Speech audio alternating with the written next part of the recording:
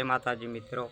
આપણે ખુમારીથી કહીએ છીએ કે આપણે હિન્દુ છીએ પણ મિત્રો સાચો હિન્દુ કોને કહેવામાં આવે છે? તમને એ ખબર છે કે સાચો હિન્દુ કોણ છે? આપણે ભલે હિન્દુ રહ્યા પણ ઓરિજિનલ હિન્દુ અને સાચો હિન્દુ કોણ છે? તો હું તમને કહી દઉં કે આપણે સાચા હિન્દુ બનવું છે તો દરેક ભારતવાસી હિન્દુ હશે તેને સંસ્કૃત ફરજિયાત શીખવું પડશે અને જો સંસ્કૃત આવડતું હશે એ જ સાચો હિન્દુ ગણાય છે મિત્રો।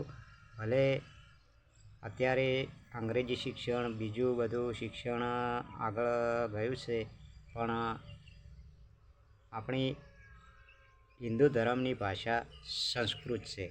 એટલે જેમ ઇસ્લામ ધર્મની મુસલમાન ધર્મની એમને ઇસ્લામ ધર્મની ભાષા અરબી ઉર્દુ છે, એમના બાળકોને એમના ધર્મના લોકોને એમના ધર્મની ભાષા અરબી ભાષા ઉર્દુ ભાષા આપણે કહીએ છીએ ફરજિયાત આવડે છે। તો ખ્રિસ્તી ધર્મના લોકોને એમના ધર્મની ભાષા આવડતી હોય છે, બીજા પારસી ધર્મના લોકોને એમના ધર્મની ભાષા ફરજિયાત આવડતી હોય છે। પણ આપણા હિન્દુ ધર્મમાં જ એક એવું છે કે ગર્વથી આપણે હિન્દુ કહીએ છીએ પણ મિત્રો આપણને આપણા ધર્મની ભાષા જ નથી આવડતી। એ છે આપણા ધર્મની ભાષા છે સંસ્કૃત। એટલા માટે આપણે સંસ્કૃત ફરજિયાત શીખવું પડશે તો જ બીજા ધર્મના લોકોની આગળ આપણે કહી શકીએ ગર્વથી કે અમે હિન્દુ છીએ। અને જેટલા આપણા લોકોને જે સંસ્કૃત નથી આવડતું એટલા મિત્રો ગર્વથી બીજા ધર્મના લોકોની આગળ આપણે નહીં કહી શકીએ કે અમે હિન્દુ છીએ। તો બીજા ધર્મના લોકો આપણને શું કહે છે ખબર છે કે તમે હિન્દુ છો તો તમારા ધર્મની ભાષા તમને આવડે છે તો આપણને નથી આવડતી એટલે આપણે ના કહેવું પડે। તો એ લોકો એમ કહે કે તમે હિન્દુ શાના? અધૂરા હિન્દુ કહેવાય એ।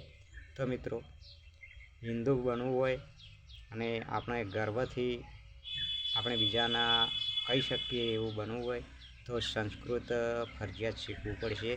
અને શિક્ષણ અધિકારીઓને પણ હું કહું છું કે એકડાથી મળીને ઉચ્ચ શિક્ષણ સુધી તમે સંસ્કૃત ફરજિયાત કરો અને સંસ્કૃત ફરજિયાત શીખવાડો એટલે આપણા હિન્દુ ધર્મના લોકો ગર્વથી કહી શકે કે અમે હિન્દુ છીએ। તો આ હતો આજનો વિડીયો મિત્રો। ચેનલને સબસ્ક્રાઈબ કરજો અને ફૂલ સપોર્ટ કરજો। તો બીજો વિડીયોમાં મળશું। જય માતાજી।